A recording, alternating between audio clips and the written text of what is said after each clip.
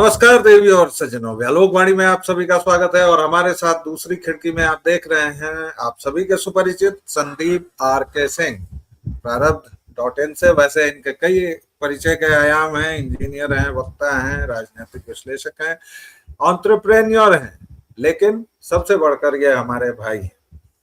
आज हमने फिर से इनको धुरंधर की चर्चा के लिए ही बुलाया है, लेकिन बात करेंगे धुरंधर के हीरो की, उस इकोसिस्टम की जिसके तहत रणवीर सिंह। देखिए, रणवीर और रणवीर दोनों में मैं बहुत कंफ्यूज हूं संदीप भाई, तो आप मुझे सुधारते रहिएगा। तो ये जो रणवीर सिंह है साहब, इनको पश्चिम बंबई सिने एसोसिएशन टाइप का, मतलब FIWC, federation of Indian western क्या करके है, उसने प्रतिबंधित कर दिया है। मैं जानबूझ के ये सब पूरा नाम नहीं बता रहा हूं, क्योंकि फिर सैंडी ब्रो के पास बैठ बोलने को क्या रह जाएगा। तो इसलिए अब मैं सीधे चलता हूं संदीप भाई के पास। हम लोगों ने धुरंधर के दौरान 3-4 एपिसोड किए थे संदीप भाई, उसमें सब में हमने इकोसिस्टम पर बात की, सब कुछ पर बात की, लेकिन दाऊद प्रकरण शायद हम लोगों ने छोड़ दिया था। अब जो ये बैन घोषित हो रहा है, डॉन 3 छोड़े हुए, मुझे लगता है जब कहीं धुरंधर सीन में नहीं था तब की है, मुझे जहां तक याद है। हालांकि अब हिंदी फिल्मों को मैं बहुत ट्रैक करता नहीं हूँ, लेकिन फिर भी वो पुरानी बात है। और अचानक से ये बैन आ जाता है, अचानक से ये सारी चीजें हो जाती हैं। कैसे देखा जाए इसको? पहली प्रतिक्रिया क्या होगी? सर, पहली प्रतिक्रिया तो है कि दुनिया में कुछ भी अचानक नहीं होता। तो ये जो धुरंधर हिट हुई है, यह भी अचानक नहीं हुई है। इसकी कहानी भी हमने देखा, उसके पीछे कितनी घटनाएं हैं। IC 814 से शुरू होती है। फरहान अख्तर अगर आता है, यह कहता है कि डॉन 3 हम बना रहे थे सन 2023 में। जनवरी 2023 में इसका पहला लुक रिलीज किया जाता है। रणवीर सिंह के साथ में एक क्लिप होता है कि हाँ, फिल्म हम अनाउंस कर रहे हैं, कि एक्टर हमने फाइनल कर लिया, ये हमारा आदमी इस फिल्म के लिए रोल करेगा। डॉन 1 जो है, वो आपकी जो अमिताभ बच्चन वाली डॉन थी, भाई सलीम जावेद लेखक। तो डॉन जब इन्होंने रीबूट की, नए सिरे से बनाई, शाहरुख खान को लिया। डॉन 1 चलिए ठीक है, हल्का सा एक ट्विस्ट के साथ में एक स्टाइलिश फिल्म थी, ठीक। डॉन 2 तो कतई वाहियात थी, बकवास थी, उसका कोई तोड़ ही नहीं था। तो ये अपनी रीबूट कर रहे थे। फरहान अख्तर जो है, मुख्य रूप से फिल्म निर्देशक कहे जाते हैं, लेकिन है फिल्म प्रोड्यूसर। उनकी एक प्रोडक्शन हाउस है, एक्सेल एंटरटेनमेंट। आखिरी फिल्म उन्होंने डायरेक्ट की होगी बहुत पहले, कभी, मतलब वो तो भूल ही गए, फिर बीच में एक्टिंग वैक्टिंग भी करने लगे। एक्सेल एंटरटेनमेंट जो है सर, पूरी तरीके से अमेजॉन प्राइम से फंडेड। अमेजॉन प्राइम के बहुत जो बड़े चर्चित शोज रहे हैं, वो एक्सेल एंटरटेनमेंट के घर से निकले। उसमें से मिर्जापुर भी एक। अब कितनी वाहियात है मिर्जापुर, मैंने तो कंप्लीटली कभी देखा नहीं, बर्दाश्त ही नहीं हो पाया मेरे से 2-3 एपिसोड। वही अपराधी, फिर ससुर और बहू, मतलब जो घटियापन ये पूर्वांचल और बिहार के नाम पर थोप सकते हैं बंबई में बैठ के, वो ये कर दिया इन्होंने। इनसाइड एज है, एक क्रिकेट पर सीरीज बनी। फिर आपका ये 4 मोर शॉट्स, मतलब वो महिलाओं को, LGBTQ और जितना एजेंडा जो अमेरिका का वो एजेंडा हो सकता है, ये परोस रहे हैं। ठीक है। इनकी बहन भी है जोया अख्तर, वो फिल्म डायरेक्टर हैं। उन्होंने भी अपना एक टाइगर बेबी प्रोडक्शन खोल रखा है। तो नेटफ्लिक्स पे वो चली गई, तो वो शाहरुख खान की बिटिया को लॉन्च करने लगी। खैर, वो सुपर फ्लॉप अटेम्प्ट हो गया, खैर अलग कहानी।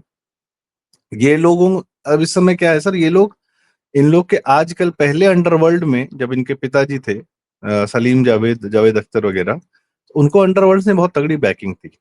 सेकुलरिज्म का तड़का, और फिल्मों में ये हिंदू धर्म को गरियाना, लगातार गरियाना, और उसके बाद इस्लाम को बड़ा पवित्र और मतलब सब कुछ करके दिखाना, ये 70 की दीवार से मिलनी शुरू होता है। और दीवार के में कहानी किसकी थी? हाजी मस्तान की। और आप एक अमेजॉन प्राइम पर एक डॉक्यूमेंट्री सीरीज आई है, अच्छी वैसे, सलीम जावेद के ऊपर बनी है, इन लोगों ने मिलकर बनाई, फरहान अख्तर और सलमान खान ने। उसमें आप देखेंगे हर आदमी यही कह रहा है कि ये दोनों बहुत बदतमीज थे। जावेद अख्तर और सलीम दोनों जब लेखक थे, ये बहुत बदतमीज थे। लेखक कैसे बदतमीज हो जाएगा? क्या अथॉरिटी है उसकी? तो बस यही लोग बदतमीज निकले, उसके बाद कोई और बदतमीज नहीं निकला। इनके पीछे बैकिंग थी अंडरवर्ल्ड। ये अपनी फिल्में फाइनेंस कराते थे, अपनी फिल्में लिखते थे, हिट, मतलब हिट तो होती थी, वो एक अलग कहानी है। पर चूंकि बैकिंग थी इसलिए बदतमीज हो सकते थे, बिना बैकिंग के आप बदतमीज या गुंडागर्दी नहीं कर सकते। खैर वटेवर, इनका एटीट्यूड बताया जाता है कि ये बड़े एटीट्यूड, कोई ऐसा इंडस्ट्री में एटीट्यूड वगैरह नहीं होता, बैकिंग चाहिए होती है। उसके बाद इन्होंने 90 के दशक तक जनता में मुसलमान एक्टर्स को प्रतिस्थापित कर दिया था और अमिताभ बच्चन के माध्यम से सेकुलरिज्म परोस दिया था। और उसके बाद फिर यह भी हुआ कि जो लोग हिंदूवाद को थोड़ा सा बढ़ावा दे रहे थे उन पर गोलियां भी चल चुकी थी, 3 लोगों पर गोलियां चली थी। ये सारी फिल्में, ये सारी बातें आज के रणवीर सिंह के इस प्रकरण से पूरी तरह कनेक्टेड हैं, इसलिए थोड़ी सी भूमिका दे रहा हूँ। पहली गोली सबको पता है चली गुलशन जी, गुलशन कुमार जी, वो चूंकि भजन गाते थे और बहुत अच्छे अच्छे सिंगर्स और म्यूजिक डायरेक्टर्स वो देते थे, लेकिन उन सिंगर्स और म्यूजिक डायरेक्टर्स का जो सबसे बड़ा और सबसे हिट काम होता था, जिसकी रॉयल्टी से वो लोग जीवन भर पैसा कमाए, वो उनके भजन होते थे। जगजीत सिंह का सबसे जो चर्चित एल्बम रहा, सबसे ज्यादा बिकने वाला एल्बम रहा, वो उनका हे राम नाम का एल्बम था। और ये सब सब टी सीरीज वगैरह ही करता रहता था। तो हरिहरन जी का जो सबसे ज्यादा गाया जाने वाला उनका जो हनुमान चालीसा वो उन्होंने गाया है, वो सबसे ज्यादा हिट है, जिससे उनकी आमदनी होती है। तो कृपा बरस रही है माँ सरस्वती की और हिंदू धर्म की, लेकिन उनको निपटा दिया गया गुलशन कुमार को, क्योंकि वो हिंदूवाद को बढ़ावा दे रहे थे। दूसरा, वह बिना खान्स के काम कर रहे थे, बिना खान्स के वो बहुत ज्यादा हिट फिल्में, हिट गाने और सब कुछ बना रहे थे अपने म्यूजिक के ही दम पर। कमिंग बैक, दूसरा किस पे गोली चलाई गई? दूसरा गोली चलाई गई राजीव मेहरा पर। राजीव मेहरा वो थे जिन्होंने गुप्त बनाई, त्रिदेव बनाई, विश्वात्मा बनाई, मोहरा बनाई। बिना खान्स के वो सुपर हिट फिल्में दिए जा रहे थे, और बॉबी देओल को फ्लॉप कराने का पूरा कार्यक्रम जो है इन लोगों ने रच दिया था, खान्स ने, जब उनकी पहली फिल्म बरसात रिलीज हुई थी। और बॉबी देओल गुप्त के माध्यम से सुपरहिट हो गए, बड़े चर्चित रहे, यंग थे, दिखते थे, और मतलब यंगस्टर्स में एज अ रोमांटिक हीरो बहुत अच्छे से प्रतिस्थापित हो गए थे। लेकिन भाई रोमांटिक हीरो तो खाली शाहरुख खान हो सकते थे। तो राजीव राय पर गोली चलाई गई। राजीव राय छोटा आदमी नहीं था, गुलशन राय जी का बट बेटा था वो, और फिल्में शानदार बना रहा था, शानदार म्यूजिक होता था, लेकिन बिना खान्स के साथ काम नहीं करता था, और विदाउट खान वालों लोगों को सुपरहिट फिल्में दे रहा था। तीसरी गोली किस पर चलाई गई? राकेश रोशन पर। कब चलाई गई? कहो ना प्यार है कि रिलीज के तुरंत बाद, क्योंकि ऋतिक रोशन आ जाते हैं और एक सुपर चार्मिंग और मतलब ओवरनाइट सेंसेशन हो जाते हैं। तो मुझे पैसा ही लेना था, तो राकेश रोशन आज से थोड़ी 30 साल से, उनके पिताजी भी फिल्म इंडस्ट्री में थे, तो अंडरवर्ल्ड माफिया को कैसे मैनेज करना है, बात सिर्फ पैसे की थोड़ी थी कि बहुत कमा लिए। क्यों? करण जौहर ने पैसा नहीं कमाए थे? सबसे ज्यादा पैसा तो आदित्य चोपड़ा ने कमाए थे दिल वाले दुल्हनिया ले जाएंगे से। उन लोगों से उन पे कभी क्यों नहीं आया कि उन पे गोली चला दी, पैसा मांग लिया? सिर्फ राकेश रोशन पे गोली क्यों चलाई? मरते मरते बच गए, वरना मर ही जाते। इस हद तक गोलियां सिर्फ डराने के लिए नहीं चलाई गई थी, मारने के लिए चलाई गई थी। Because as a director Rakesh Roshan ने ओवरनाइट सेंसेशन पैदा कर दिया था। आज की बात, धुरंधर में सबसे बड़ी तकलीफ की जो बात है कि दाऊद का और बॉलीवुड का पूरा जो एक इकोसिस्टम ध्वस्त किया गया है। बॉलीवुड का जो नंगापन था ना, कि जवान हिट हो रही है, पठान हिट हो रही है, सिनेमा हॉल में आदमी नहीं है, लेकिन 1,000 करोड़ की पिक्चर बन चुकी है। कैसे बन गई? भगवान मालिक है।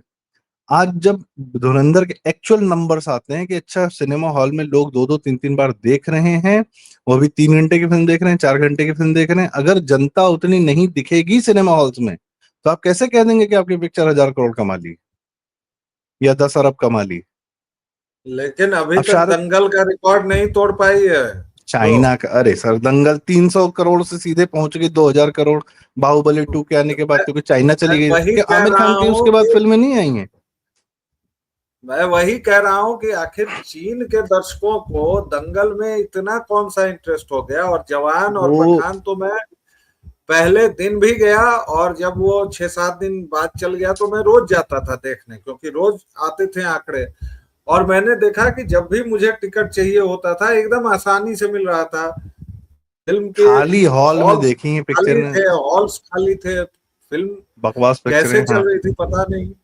नहीं नहीं और वो ये दंगल भाई साहब, मतलब केवल दंगल चली और सीक्रेट सुपरस्टार, इसके अलावा चाइनीज लोगों को हमारे हिंदी जगत की कोई फिल्म पसंद नहीं आई, क्योंकि आमिर सीक्रेट खान की भी सुपरस्टार की तीसरी सबको चौथी पता है। पिक्चर नहीं पसंद आई सर।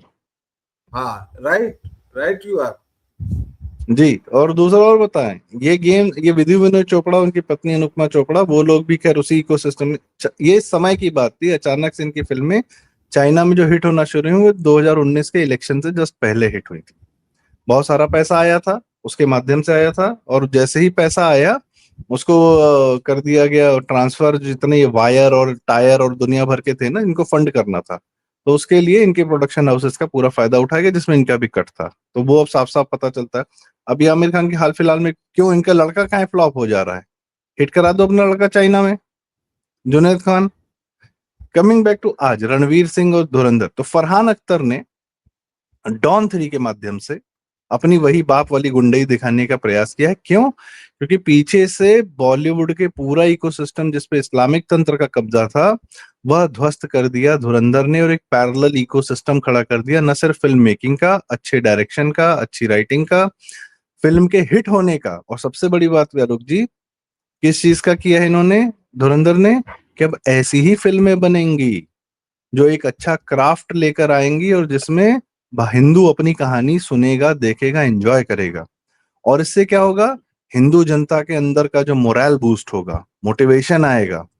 इससे समस्या किसको है, मैंने इसीलिए कहा शुरू में कि फरहान अख्तर को पीछे से अमेजॉन प्राइम फंड करता है, जिसका सारा वोक एजेंडा भारत में इन्फ्लु मैं आपको बताऊं, मैं अक्सर प्रयास करता हूं कि मैं अपनी हिंदी गिनती जो है, हमारी जो हिंदी संख्याएं हैं उन पर लूं।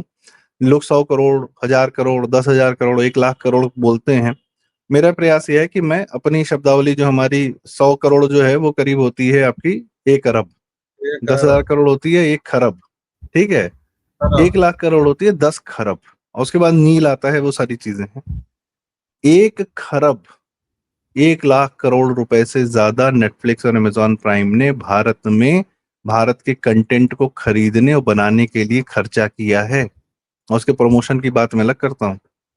$1 बिलियन नेटफ्लिक्स हर साल खर्चा करता रहा है पिछले 10 साल से, जब से आया है, और अमेजॉन प्राइम कहीं उससे ज्यादा, $1.5 बिलियन, $2 बिलियन। आज वह, अगर मैं पैसा जोड़ दूं सारा पिछले 10-15 साल का, जब से आए हुए हैं, और इनकी रिपोर्ट्स हैं, आप सोचिए 1.5 लाख करोड़, 15 खरब रुपया इन्होंने भारत में कंटेंट पे खर्चा किया। आपको क्या लगता है, पैसा कमा लिए होंगे ये सारा इतना? नहीं। तो करना क्या चाहते हैं, करना ये चाहते हैं कि भारत की लेकिन जनता को भ्रमित और इन्फ्लुएंस करना चाहते हैं। इसका लेकिन इन्फ्लुएंस वो मॉडल होता है पैसा जी। तो लेकिन वो पैसा तो इनके लिए मूंगफली के बराबर है भाई। वो कुछ नहीं, वो डॉलर में आता है। स, जब सरकारों को टॉपल करने की बात है, सरकारों को गिराने की बात है, पूरे देश पर कब्जा करने की बात है, तो ये सब 1.5 लाख करोड़, 2 लाख करोड़, ये सब क्या होता है? ये सब कुछ नहीं होता है भाई। वही कह रहा ईराक हूँ, में ये कितना लॉन्ग, याद कर दिया, ये अफगानिस्तान में हथियार छोड़कर चले आई अमेरिकी सेना, मतलब अरबों डॉलर का हथियार, प्लेन, क्या क्या सब नहीं छोड़ा इसने। तो इसलिए वो सब मसला नहीं होता है अगर चीजें देश अब पर आज कब्जा की बात करने की पर बात। आते हैं सर, आज की बात पर आते जी। हैं। तो रणवीर सिंह को क्या है कि रणवीर सिंह एक पहला निशाना है इनका, कि ऐसी फिल्में नहीं बननी चाहिए, और इसलिए कराया क्या कि कोई टेक्नीशियन काम नहीं करेगा इनके साथ। क्यों नहीं करेगा भाई? टेक्नीशियन किसको नुकसान हो गया? फरहान अख्तर को नुकसान हो गया। तो रणवीर सिंह का 2 साल जो नुकसान हुआ फरहान अख्तर ने कराया, उसका क्या? और ये फरहान अख्तर, कोई रणवीर सिंह के साथ डॉन 3 नहीं करना चाहता। रणवीर सिंह तो संघ के हेडक्वार्टर जा चुका है, और अब जिस सॉरी, जिस प्रकार से धार्मिक भाव से मंदिर जा रहा है, काशी जा रहा है, अयोध्या जा रहा है, एक सनातनी हीरो सुपरस्टार हो जाए, ये तो बॉलीवुड के लिए मतलब उनके लिए तो बहुत बड़ा भयानक सपना है, कि कोई एक्टर जो है वो सनातनी दिखने लगे अपने जीवन में। एक सवाल जी। जी सर। भाई, खानों का प्रभुत्व तो अभी 20, 25, 30 साल से है, उसके पहले तो सारे सनातनी ही थे। अमिताभ बच्चन बताइए, इतने लंबे करियर तक वो महानायक रहे, सुपरमैन रहे। उसके पहले विनोद खन्ना वगैरह सब, शत्रुघ्न सिन्हा, काका, राजेश खन्ना, सबके सब तो सनातनी ही थे। हिंदू नाम के थे, सनातनी नहीं था कोई। अमिताभ बच्चन से ओके, बड़ा सेकुलर कौन था भाई? ये इस सब वही फर्क थे जो को अखिलेश समझना यादव था जरूरी ना। था। दर्शकों इस फर्क को समझना जरूरी था, इसलिए मैंने सैंडी ब्रो को ये छेड़ा है जी। सैंडी ब्रो सर जो दिलीप कुमार की ये हैसियत कि वो लता मंगेशकर जी से कह दे कि आपकी उर्दू डिक्शन ठीक नहीं है, आप सीख के आइए। लता जी कह देती पलट के कि तुम्हारा मराठी ठीक नहीं है, तुम पहले मराठी सीखो यहाँ मुंबई में रह के। इतने बदतमीज थे ये सब, शुरू से बदतमीज थे। ठीक है, खैर दिलीप कुमार के साथ तो बहुत सारी, तो पाकिस्तानी रेडियो उनके यहाँ मिला था, ट्रांसमीटर मिला था, क्या क्या था, असल वो जमील जमाली थे वो, ऐसा भी कहा जाता है। कमिंग बैक टू दिस कि कोई सनातनी नहीं था, व्यवहार में सनातनी नहीं था। फिर सनातनी अगर देखना था तो उस एक ही आदमी था, वो तो गुलशन कुमार। और आज की डेट में उन्हीं के बच्चे जो है इंडस्ट्री के सबसे अमीर, सबसे ज्यादा रईस, और जिनके पास सबसे ज्यादा पैसा है फिल्म प्रोडक्शन का या हर चीज का, वो टी सीरीज ग्रुप है। वो ये YRF और वो धर्मा और ये सब नहीं है। क्यों? क्योंकि उनके पास म्यूजिक के जो कॉपीराइट्स है ना, उससे वो बहुत पैसा आता है उनके पास, हर महीने इतना आता है कि क्या ही करें, वो कितना ही कर दें। कमिंग बैक टू दिस कि वो वो आज भी शायद माँ की यूट्यूब कृपा पर उनके घर, नंबर 1 है ना, ये सीरीज जो है यूट्यूब पे, यूट्यूब पे स्पॉटिफाई पे, सब नंबर 1। जगह। हाँ, दुनिया में सबसे ज्यादा अगर कोई सब्सक्राइब चैनल है वो टी सीरीज है। आज भी माँ की कृपा बरस रही है उन पर, आज भी बरस रही है, बैठे बिठाए बरस रही है। लोग तड़प के रह जाते हैं।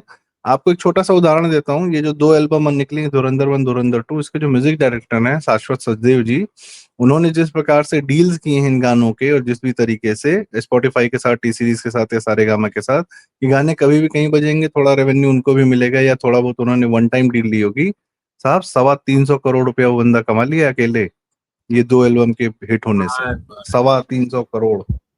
ठीक है, मतलब वही 3 3 अरब। खैर, कमिंग बैक नहीं, टू दिस। एक हम्म। आखिरी सवाल, उसके बाद आप इसको कंक्लूड कीजिएगा। भाई दाऊद को दिक्कत क्या है? क्यों, इससे प्रॉब्लम क्या है भाई? इसी को दबा ले। आखिर रणवीर भी तो वोक रहा ही है। रणवीर भी तो भाई सेकुलर रहा ही है, ऐसा थोड़े है। उसने कांतारा, मतलब कांतार की देवी का जिस तरह उपहास किया, या क्या उसकी अपब्रिंगिंग, उसका सब कुछ स्टाइल वही है, नहीं, सेम है। तो अभी परसों गया था कुछ ना, भूल गया? चामुंडेश्वरी देवी मंदिर गया था, वहां क्षमा प्रार्थना की है, वहां बैठ कर के भैया मेरे से गलती होगी, माँ मुझे माफ करो। क्योंकि देखिए, जब हाँ जीवन बिल्कुल। में आपके साथ कोई बहुत अद्भुत होता है ना, तब आपको भगवान का एहसास होता है। जब आप जीवन में वो देख रहे होते हैं अपने साथ, वो होता है वो जो आपकी इमेजिनेशन के बियॉन्ड होता है, जो हमारे हम कृष्ण जी कहकर गए हैं कि कर्म कर फल की इच्छा मत कर। उसका एक भाव यह भी है कि बेटा कर्म करोगे ना तो इतना फल मिलेगा, इतना फल मिलेगा जो तुम्हारी सोच से परे होगा। और जीवन के सफल लोग वही हैं जिनकी सोच के बियॉन्ड उनको मिला। ठीक है, रणवीर सिंह के साथ जो धुरंधर में हुआ है वह उसके जीवन में सोच से बियॉन्ड हुआ है, वैसा जनता का रिएक्शन कभी मिला नहीं। वो उस फिल्म का हिस्सा है जो इतिहास बना, इतिहास तो है, उसने पिछले पीछे के सारे इतिहास को ध्वस्त किया है, और आगे लंबे समय के लिए लंबा इतिहास वो कहलाएगी वो पिक्चर। ऐसी फिल्म का अचानक से पार्ट हो जाना, वो भी जीवन के उस समय में जब बहुत डूबा हुआ था, उसकी फिल्में फ्लॉप हो रही थी, फरहान अख्तर टहला रहा था, इत्यादि इत्यादि, तब वैसे मोमेंट में आपको ना भगवान का दर्शन हो जाता है कि बस वही हैं जो करा रहे हैं, हम लोग तो निमित्त मात्र हैं। तो अब वह सनातनी मोड में दिख रहा है। बाकी क्या है, संघ गया है, RSS के हेडक्वार्टर गया है, पूजा पाठ जो भी कर रहा है, जैसा भी शांत रहता है, पुराना व्यवहार छोड़ चुका है, जितना अभी तक सोशल मीडिया में दिख रहा है। कमिंग बैक टू दिस, ये एक समस्या है। अब ये धुरंधर की सफलता एक समस्या बन गई है पुराने तंत्र के लिए, और न सिर्फ पुराने तंत्र, जब जो नया तंत्र आया नेटफ्लिक्स अमेजॉन के माध्यम से बॉलीवुड पर कब्जा करने, उनके लिए भी। वो सिर्फ और सिर्फ उन कहानियों में इन्वेस्ट करना चाहते थे जिसमें वो एजेंडा वो प्रस्तुत कर सकें, और भारत के हिंदू समाज के नए यंगस्टर्स को, जेनजीज को वो भ्रमित कर सकें। यहाँ पता चला कि जेनजीज को जो है 20 साल बाद कहानी बता दी जा रही है कि कांग्रेसियों के टाइम में क्या हाल था। आप अपनी कितनी कहानियां बताने लगेंगे? आप राजा भोज की कहानी सुनाने लगेंगे भाई। आप ललिता मतलब क्या कहते हैं, ललितादित्य की आप कहानी सुनाने लगे कश्मीर पर। अभी कल को ललितादित्य पर कोई फिल्म बना दे तो कश्मीर का तो सारा एजेंडा ध्वस्त हो जाएगा कि इस मुसलमानों का है कि किसका है। और वो बिट्रेयल की कहानी बता दे कि कैसे हिंदुओं को वहां पर बिट्रे करके जो है, जिसने शरण दी, जिसको शरण मिली कश्मीर में, जान बचा के भाग के आया था, उसी ने राजा मार के जो है कब्जा कर लिया, पूरे कश्मीरी हिंदुओं को परिवर्तित कर दिया। आपके पास सैकड़ों कहानियां हैं, आज की कहानियां, कल की कहानियां हैं। हर कहानी, मीडिया ने कितना भ्रमित कर रखा है। अभी हमारे आंख के सामने बंगाल की इतनी गंदगी सामने बाहर आ रही है, मीडिया छिपा के बैठी हुई थी। आपके पास कितनी कहानियां हैं जो आपको आश्चर्यचकित कर देंगे, अरे सत्य कुछ और था, ये हमें बताया कुछ और गया। कश्मीर फाइल्स में क्या पता चला, हमने दर्शकों ने अपनी, अच्छा हिंदू दर्शक तैयार हो गया, समस्या भी ये भी हो गई है कि हिंदू दर्शक तैयार है, वो कहता है कि फालतू पिक्चरें नहीं देखूंगा, यही सब देखूंगा जो ढंग की पिक्चर है। किंग विंग, अभी शाहरुख खान की किंग आएगी, कैसे हिट करा लोगे किंग, न जनता देखने जाएगी, और ना तुम जब जब जनता दिखेगी नहीं, जब तुम कहोगे नहीं नहीं 100 करोड़ कमा लिया, 300 करोड़ कमा लिया, तुम्हारा सीधा मुकाबला धुरंधर से रहेगा। तो तुम चेक एंड मेट वाला सिचुएशन हो गया है शाहरुख खान और इन लोग के लिए, पूरी इंडस्ट्री के लिए, कि करेंगे क्या। नेटफ्लिक्स अमेजोन पे इनके बच्चे नहीं चल रहे हैं, सुपर फ्लॉप हो रहे हैं, भाई वो भी तुम्हारे बच्चों में कब तक पैसा डालेंगे भाई। धुरंधर के लिए लड़ाई हो रही है दो स्ट्रीमिंग प्लेटफॉर्म्स में, म्यूजिक के लिए लड़ाई हो रही है सारे गामा में और टी सीरीज में, पैसे नीलामी चल रही है कि इनका म्यूजिक हम लेंगे, इनका म्यूजिक धुरंधर 1 और 2 में सोचिए कितनी बड़ी बड़ी लड़ाइयां हुई हैं कॉर्पोरेट्स की, कि 1 का म्यूजिक सारेगामा के पास था, 2 का म्यूजिक टी सीरीज के पास था। 1 का स्ट्रीमिंग प्लेटफॉर्म नेटफ्लिक्स था और 2 का जो जियो हॉटस्टार है, जियो ने कहा कि भाई ये तो हमारी पिक्चर है, जियो स्टूडियो से निकली है, हमारे प्लेटफॉर्म पे जाएगी, आईपीएल खत्म हो जाएगा तो फिर धुरंधर 2 हमारे यहाँ चलेगी। ये चल रहा है। आदित्य धर के क्या करना है यार, मैं क्या करूँ, तुम लोग को जो लड़ना है लड़ लो आपस में, जब समझ में आए, जब कर लेना तो हमको आके बता देना कि कहाँ ले जानी है पिक्चर। ये हाल किया है धुरंधर ने। ये समस्या है इस पूरे हॉलीवुड के तंत्र की, जिन्होंने एक झूठ दुनिया को परोसा कि अमेरिका तो सबसे सुपर है, शानदार है, ये है वो है, जब दुनिया पे कुछ एलियन आ जाएगा, ये आ जाएगा, वो आ जाएगा, हम ही बचाएंगे तुम्हें। कोरोना आया, उत्तर प्रदेश की जनसंख्या 25 करोड़, अमेरिका की जनसंख्या 33 करोड़, उत्तर प्रदेश की जो पॉपुलेशन डेंसिटी है वो 900 आदमी प्रति स्क्वायर किलोमीटर, और अमेरिका की 81 आदमी प्रति स्क्वायर किलोमीटर। अमेरिका में मरे 10 लाख से ज्यादा लोग, उत्तर प्रदेश में मरे मात्र, मात्र तो नहीं, हर हर आदमी की मृत्यु जो दुखद ही होती है, उत्तर प्रदेश में मरे 20,000। उस उत्तर प्रदेश में जहाँ हेल्थ का इंफ्रास्ट्रक्चर नहीं था, और उस अमेरिका में जहाँ हेल्थ के इंफ्रास्ट्रक्चर के नाम पे सब कुछ है, कोई कंपैरिजन, तुम क्या बचाओगे हमें।